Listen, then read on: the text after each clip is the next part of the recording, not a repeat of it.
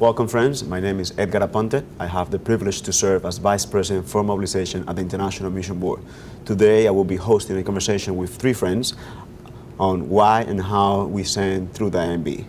And two of them are serving as pastor to them. Today, one of them served as a pastor in the past as a mission pastor, and today he's serving as a leader in the IMB. I will ask them to introduce themselves. Brothers, welcome. Yeah. Glad to be here with you. Always good to be with you, Edgar. I'm excited about this dialogue we'll have, and I hope that will be edifying to us and to those who will be listening, and that will be glory to God through this dialogue. Yeah. Micah, can you introduce yourself? Where do you serve, please? Sure. You're well known among Southern Baptist churches and beyond Southern Baptist churches. Can you please introduce yourself? My kids and my wife. And no, my name is Micah, pastor Brainerd Baptist Church in Chattanooga, Tennessee, and live there with my wife and three kids. And you served with the IMB. I did. Overseas. I did. Where we were in Burkina Faso, West Africa, working with the Dagara people. Praise God, brother. Yeah, it was good. Thankful for you and the partnership. Yeah. Yes, Paul Akin? My name is Paul Akin, and I'm a little bit unique at this table in that I have served as an IMB missionary previously in North Africa and the Middle East, and then also as a missions pastor at the church at Brook Hills in Birmingham, Alabama, and now I serve with the International Mission Board leading our assessment process. And when you say you are unique, you mean like you are special? What does that mean? Yeah, you could say that to some degree. I would just say that I've been interfacing with the IMB in various capacities over the last decade. Oh, no, that's good. Yeah. And I'm thankful for the grace of God in your life, brother. Thank you. Jeff? I'm Jeff Long. I serve as the lead pastor at Parkwood Baptist in Gastonia outside of Charlotte.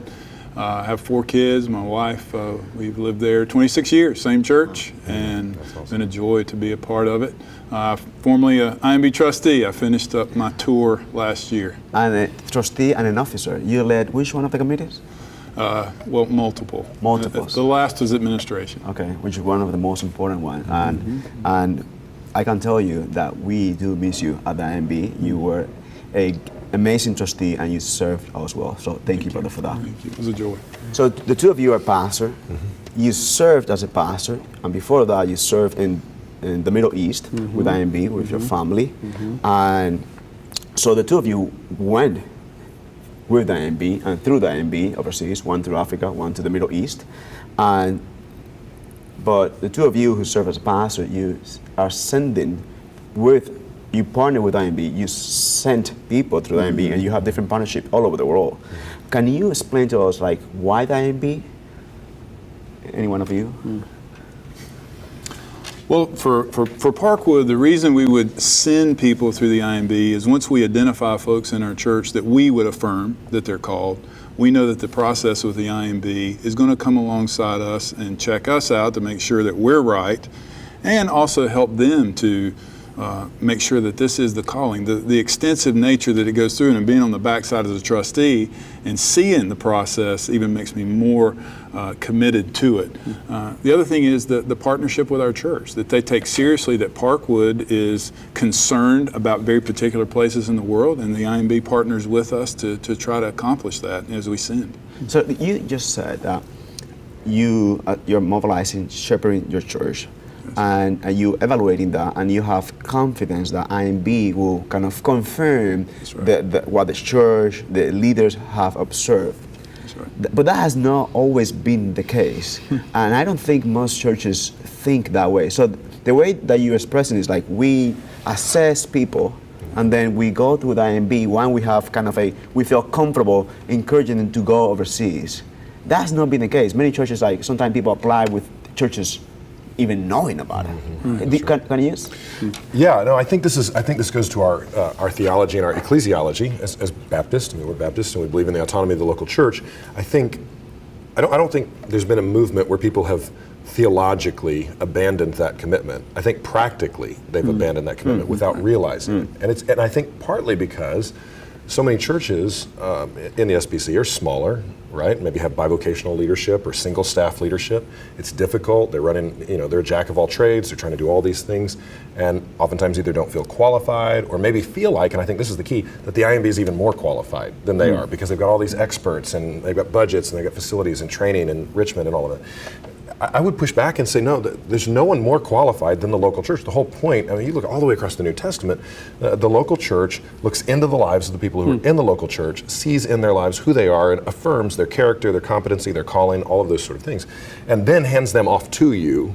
In fact, we have people right now in our pipeline who we're telling, we believe you probably called, but not yet. We need to still work on some things. So we're working, we have action plans with different people in our church, working with them to help them get to a point where we believe they're ready to go, in not with respect to character necessarily, but maybe competency, just trying to help them get ready in a few areas. So I think what we need is we need sort of a reclamation of a strong, robust ecclesiology that affirms the centrality of the local church. It says local church is king. I don't think we've ever abandoned that intellectually, but I do think we've kind of moved away from that practically. I think that's a helpful assessment. I think a gracious assessment of what happened. It's not like we're not committed to evaluate our people. We just, practically, we just say they be the expert. So I'm trusting. They're better than we are. That's what we think. Yeah. But as good as you guys are, and you guys are incredible practitioners. I mean, you guys know what you're talking about, Dr. Platt. I mean, you guys know what you're doing. You can't look in and see the life of that individual. You can't see how they handle their children. You can't see how they disciple their family. There's no way that you can assess that like in one interview. That's right. You can, and we've been through that interview process. It's miserable, it's long, it's extensive, but you still can't see everything in their lives. I mean, it's hard, and it should be hard. I'm glad it's hard. The church sees into their lives. They know how they raise their children. They know how he treats his wife. They know how she serves in the church, how they share the gospel. The local church is the most qualified to begin the process of assessment. Now, I don't think they should be the only assessors, but the beginning point of the assessors. And I would just want to add, who knows sheep better than its shepherd, right? And so I think that's what Mike is getting to is who knows the people in our churches better than our local churches. So one of the shifts we're trying to bring at IMB as we really work on how do we best partner with churches to empower limitless missionary teams is trying to provide local churches with that opportunity for the first level of assessment because we do believe they know their people better than we do. And so that's an area where we're wanting to grow as an organization, but we do see the primacy of the local church in global mission. I think of it like an ordination council for missionaries. And that's functionally what we're asking local churches to do. Be the ordination council that says, yes, we've made sure you're qualified in these areas, and then they hand it off to you guys to assess missiology and practice and some of those other things. So you mentioned that about the process, and we're talking about how and why to send with and through the IMB. So about that how, can you explain how we changed the process and why we changed? Yes, that's good. Well, maybe I may back up and I want to mention just one word on the why, because I have people now, the role that I serve in as leader of assessment, people will ask me, why should I send with IMB versus other organizations? Yes, that's it. Yeah. And so when I hear that question, I quickly have 4 things that kind of come to my mind. Number 1 is history. The IMB has been doing this kind of work for over 170 years. So there's a long history of training and sending missionaries. Experience. Second, that's right. We're a lot of experience. Yeah, that's right. And then secondly would be commitment. For 170 plus years, IMB has been committed to the gospel and to the scriptures. And there's been lots of missions organizations that have come and gone during that time, but the IMB has remained committed to those things. So I think obviously the history, the commitment. I would also say purpose. IMB has a unique purpose. You think about, there's lots of missions organizations. The IMB has said what we're going to focus our time, energy, and attention on is planting the church among unreached peoples and places. And that's where we're going to focus our energy and our efforts. And so the purpose, I think, is unique. And then lastly, organizations are made of people. And so IMB has Spirit-empowered people that God has raised up, sent out from Southern Baptist churches all over the globe. And so when I think about why, it's history, commitment, purpose, and people.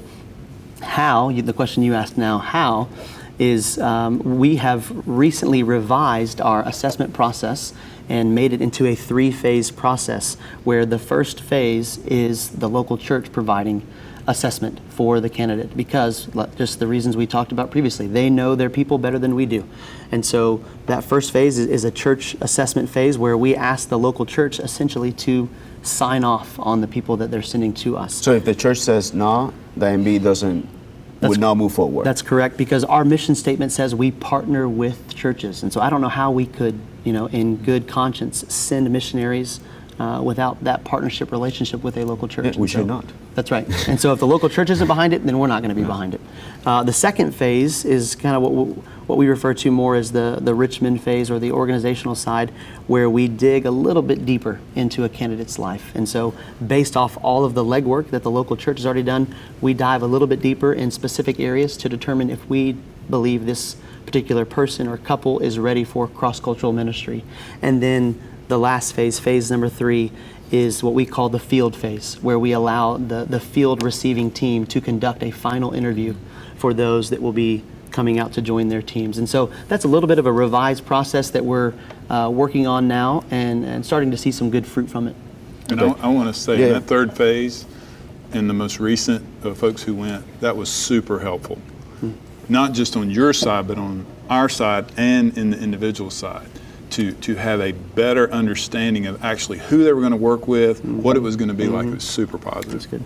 And that's, yeah, I have a lot of anecdotes about that. Churches, like missionaries. I remember I was meeting with a group of 30 missionaries there on stateside, in the state right now, and one of them said, like, I'm so thankful for that, because I remember, like, receiving people overseas that I have never met.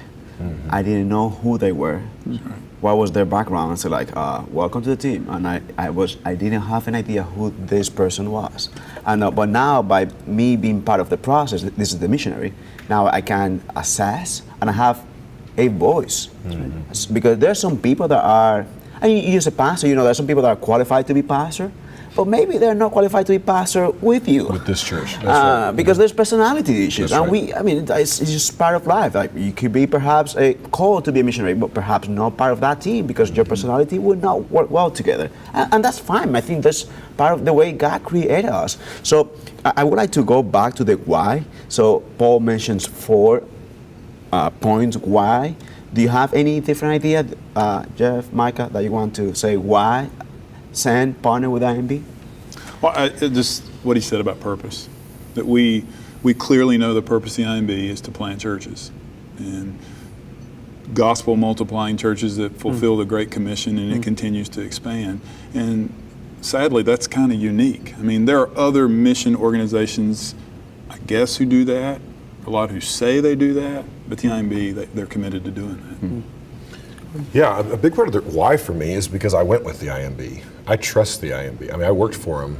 The organization, when I was with them, was everything I anticipated and hoped they would be, and then some, much more. And since the time I served on the field with them, which was 17 years ago now, 16, 17 years ago now, from that time until now, I've continued to work with the IMB. I'm usually overseas about 3 times a year working with company personnel. And I watch the company, I trust the company, I believe in the missiological and theological direction of the company. I just don't know of another organization that has my trust as thoroughly as the IMB does. And so, yeah, for me it's personal. I mean, I've been personally involved and I believe in it. Praise God. Praise God. So if you're a pastor in Chattanooga, and you're leading a healthy, growing congregation, but at the same time, because of your ministry, the way God has gifted you, you're involved with other pastors outside. I mean, you're not leading only your congregation. By the grace of God, the Lord has gifted you to be able to shepherd and mobilize other churches. So in your case, it's because you have that personal commitment, that link, with IMB. But what about if a church in Chattanooga, or I don't know, anywhere in Tennessee, comes to you, say, like, hey, Pastor Micah, I'm thinking about this. Why the IMB? I don't have any connection. Sure. Yep. I did not grow up in the Southern Baptist Convention. I just became Southern Baptist 5 years ago. Can you help me? How will you answer that? Yeah, I would say that the IMB is the missiological leader among North American mission agencies to engage the globe. It's the cutting edge of missiological philosophy. It's the cutting edge of practice. And I'm writing a PhD dissertation right now, actually on the IMB. I'm working on some stuff, and I was doing some research, interviewing former IMB personnel over the past couple of weeks. And if you look at the influence of the IMB just over the last 18 or so years, I can point you directly to how mission agencies across North America are doing what they're doing today because of shifts made in the IMB 15, 16, 17 years ago that have literally shaped the face of global mission. The IMB has the capacity to do that. The leaders. Beyond that, no missionary will be cared for and provided for on the field in any organization in the world like the IMB cares for their personnel on the field. And so when I say to a pastor, I say, look, you can trust the IMB, you can trust their missiology, you can trust their delivery system, but if you entrust your people to the IMB, whether it's a short-term mission trip or a long-term trip, you can trust that your people will be provided for. I got really sick when I was an IMB missionary. I needed immediate, very expensive medical care. I never worried about it. The IMB took care of us. And so I just feel like I can say to pastors, you can trust the IMB with your people. And I don't know of a better thing I could say than that. Praise God. Jeff, any thought? Anything to I'll just, our Pastoral Care pastor is a retired Christian Missionary Alliance missionary. And he will say constantly, every missionary in the world knows that the best cared for missionaries are IMB. And he is, even though he spent his life CMA, he is super supportive and very encouraged by what he has witnessed over the years, not just as being a part of Parkwood now, of seeing how they cared for the missionary. Yeah, praise the Lord. Yeah, praise God. I mean, this is, I mean, you know, you get emotional when you think about that. Yeah. And it's exciting, it's humbling, just thinking about that and Paul talk about commitment. I mean, it's just overwhelming in a good way to think about, like, for 173 years. There's nothing like this in the history of the church. When you see 2,000 years of church history, there's nothing. There's no one organization that for 173 years has been consistently, faithfully preaching the gospel. I mean, we have been through ups and downs, but we have always, by the grace of God, we preach the gospel. I mean, through that history, it's amazing. I mean, you know, denominations, they go up different ways, but by the grace of God, He decided to use us, Southern Baptists, for that long, and we pray that He will continue to use us that for many decades in the future. And the way, Paul, your team is responsible for the assessment of that. You lead that team, but also to deploy those that you assess. And so how you think about that? So those that you are assessing, I mean, it's a big responsibility. I mean, they're going to difficult places. That's right. So how you think through that? I mean, assessing missionaries, that's a good question. there's just no number. There are human beings creating God's image, and you want to be thoughtful the way you walk with them. That's right. I would say it's a very weighty responsibility that we have, and stewardship that we have as the International Mission Board, because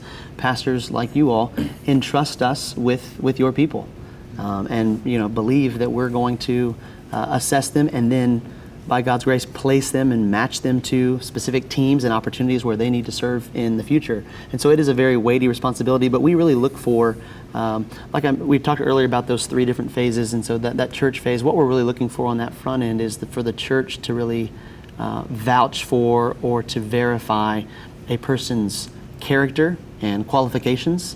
And then our team kind of functions as the middleman, in a sense, connecting the church to the field. And then on the field side, what Jeff and what Micah were talking about is maybe not the qualifications or character, but really more of the chemistry.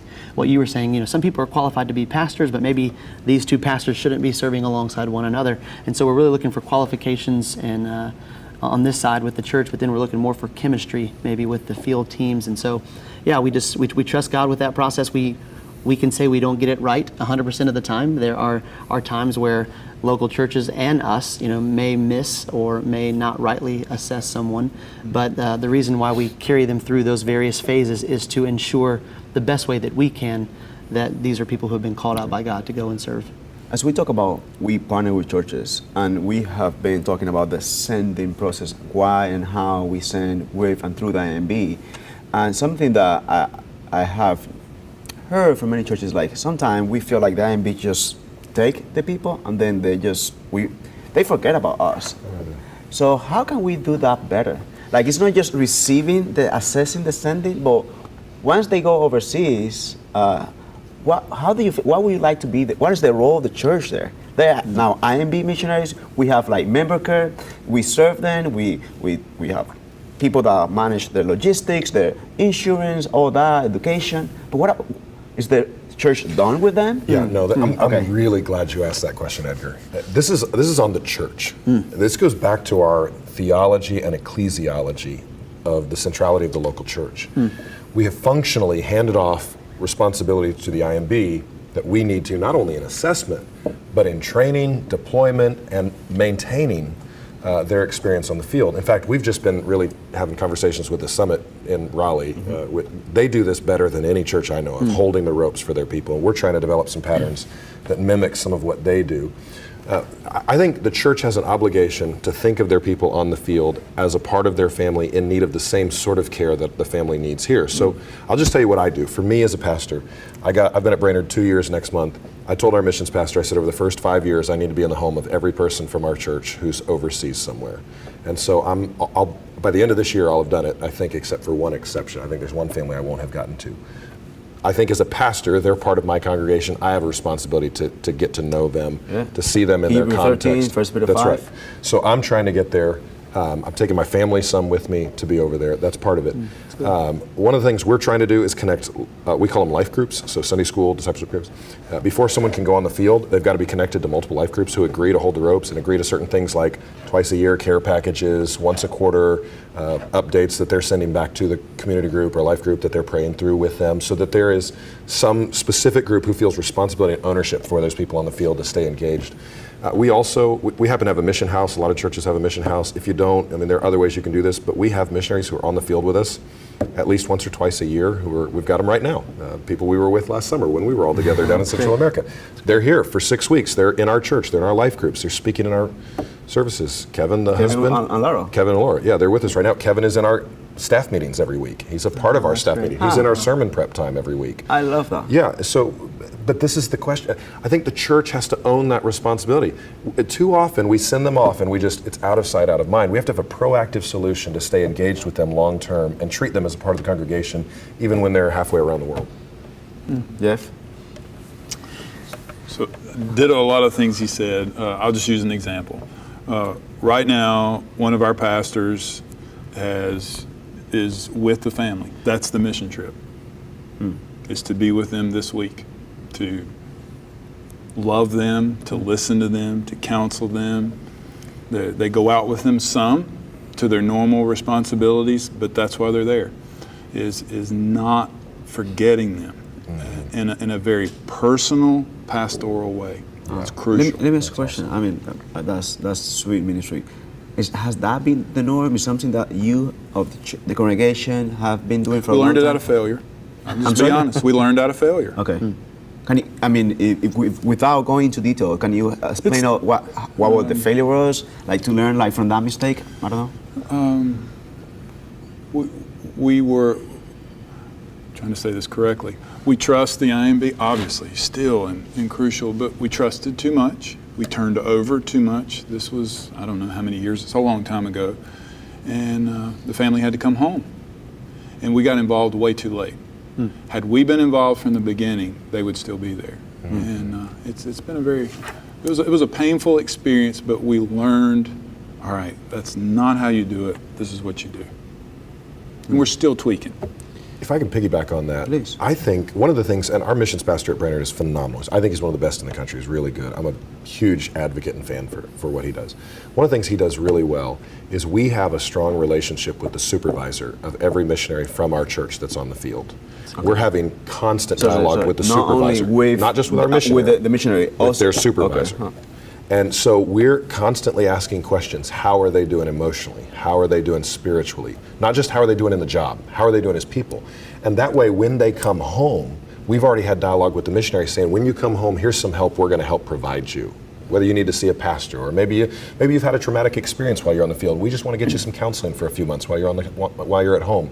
I can think of multiple people where we've done that with them. So we're not because oftentimes the missionary themselves will try and buck up and be strong, and they want to, they especially want to show their home church we're doing this. The supervisor will be helpful to say, you know what, I watched this, and their kids were having a hard time adjusting in this environment. Maybe you can help them in their adjustment. Does that make sense? Yeah, that's helpful. I mean, I've never thought about like not only connecting with the missionaries, but also with who is supervising them. Yeah. Do they receive that well? They have. Everyone that I've visited has received that really well. In fact, I was with in your former neck of the woods about 6 weeks ago, and the supervisor there, he said, we need more of this, and he said, we have very few churches. He named a few churches that do this sort of thing. He said, we just don't have very many churches at all that invest in that way. And here's the thing, it's not even a hard investment. It's a WhatsApp text once a month, or it's a iMessage or something like that. Just some sort of contact. It's free. It doesn't cost anything. It keeps us in the loop, and we can provide resources on our end, whether they're on the field or when they're stateside, to help make sure that they're healthy. We want them to last long time on the field, and so we feel like we have a responsibility to step alongside you to help make sure that's done well. Paul, Edgar, I mean, can you speak about, because you served overseas, but then you were a mission pastor. Can you talk about how you care for the missionaries, how you partnered with IMB when you were pastor, and if you want to share any experience when you served overseas? Sure. I know you had a child overseas, right? That's right. We did. We had our second child was born overseas. So, yeah, I think, a lot of times when we talk about mobilizing the churches, we talk a lot about praying, giving, and going. But when you think about the care side, it's a lot of the same things. It's praying, giving, and going, because we need to be praying for our people in front of our congregations. We need to be giving so that we can continue to support them. And then we need to be going and spending time with them, like they mentioned. And one of the distinctions that I appreciated Jeff just highlighted was he said they have a team that's going to visit one of their missionaries that are just there to be with them. And so I would make the distinction between being and doing. A lot of times when we think about going on an overseas mission trips, we think about what are we going to be doing while we're there, when sometimes all the missionary needs is someone from their church to come and be there with them. And so I think being versus doing can be important. But then the last piece that I would mention that I think is really helpful in terms of caring for those that we send out is for when those missionaries come back home on a stateside assignment or on a vacation or something along those lines, is for the local church to make sure that they're constantly putting these missionaries before their congregation. Because a lot of times we send them out and then 3, 4, 5, 6, 7 years go by and the people in the pews forget about these people that we've sent out. And so what better way to make sure that we're informing our congregation, remind them to be praying for our people, than to be bringing them up on the stage. And I know sometimes in larger churches, stage time is very sacred. But I think, what else is more important than bringing back those that we've sent out and highlighting and praying for them in front of our congregations? And it's almost like a discipleship tool, because as you pray for them, you teach in the congregation, and perhaps God will even use that time to call some of them to join them in the work. That's right. But if they don't know about them, they're not familiar, we don't remind them about those that we have sent. This is helpful. One question I would like to ask is, especially to the two of you, we talk about changes that we have been making, how we try to improve the assessment process because of feedback that we have received from you. Anything we say, how can we be better partner? Yeah, I don't know. Yeah, that's a good question. I would say this is not something that you're not already doing, but I just think I think oftentimes, and this is what I think you guys have done so much better recently. When I went through with the company, with the IMB 18 years ago. It sounds like so. the CIA. I know, sorry. I'm used to being in harder parts of the world where, but anyway, when I went through, our church sent us, they were glad for us to go, but once we made initial contact with the IMB, it was basically us and the IMB. There's no church component anymore. It was just us and the IMB having dialogue. Pretty much a handoff. That's what it was. They handed us off, and they were excited for us, and they affirmed us, but it was us and the IMB. I just think the conversation, where it's a 3-part conversation, church, so it's not just the church assessing them up front, but the church continuing in dialogue with the IMB. Even if the IMB finds things and they're concerned about them, continuing to have dialogue between the church and them. That's actually happened with us, where we've had candidates go to the IMB and the IMB say, hey, here's 1 or 2 concerns. Okay, we'll take it upon ourselves to help start moving them. It's not something that's going to disqualify them, but something they've got to fix before they can go. I can think of multiple candidates where we've hit pause and we've walked them through because of dialogue with the IMB. So I think that's the key. If it's a 3-part dialogue between missionary church or potential missionary church and IMB, I just think that strengthens the ability for us to work together long term. That's a good word. I just would, this is partly trustee days, pastoring, and I know you guys are working on it, but just there's an excitement about the whole pathways idea, but communicating that to the people who are not going to be career people. That's still unclear, and it's led to some frustration. Not only on our part, but in the congregation. I'm not trying to fuss, but if we could get that some more clarity, I think we could see a whole lot more traction with that in the and days how to it come. works, what is the process? Right.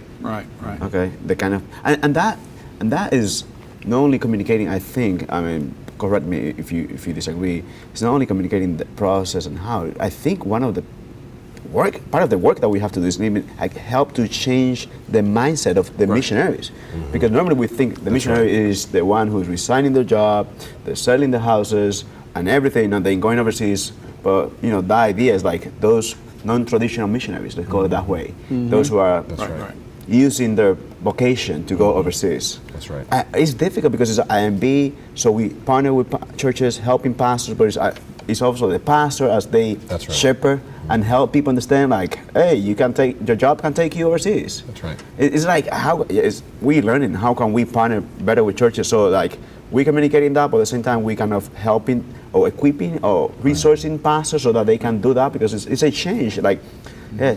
Paul, you want any concluding thought on that? Yeah, I would just add we are learning a lot at the International Mission Board about for 170 plus years, all we have done has been more established funding mechanism. That's really all that we've ever done. So that's what we know really well. I would say it's a well-oiled machine. We know how to send fully funded missionaries. When it comes to sending those who are going through their vocation or who are going through different avenues and pathways, we're really trying to learn on what does that look like and how do we meaningfully integrate those people into missionary teams in a way that advances the mission, advances the gospel. And so we're working on that. There's some of that's trial and error, but I'm hopeful that we'll be able to figure out that better in the days ahead. We'll try to improve the process. We're learning and we're listening. Brothers, thank you. I really appreciate your time. I have been edified and blessed by the conversation. I hope you find it helpful, and those that will be watching us, that they will find it edifying as well. Thank you. Thank you.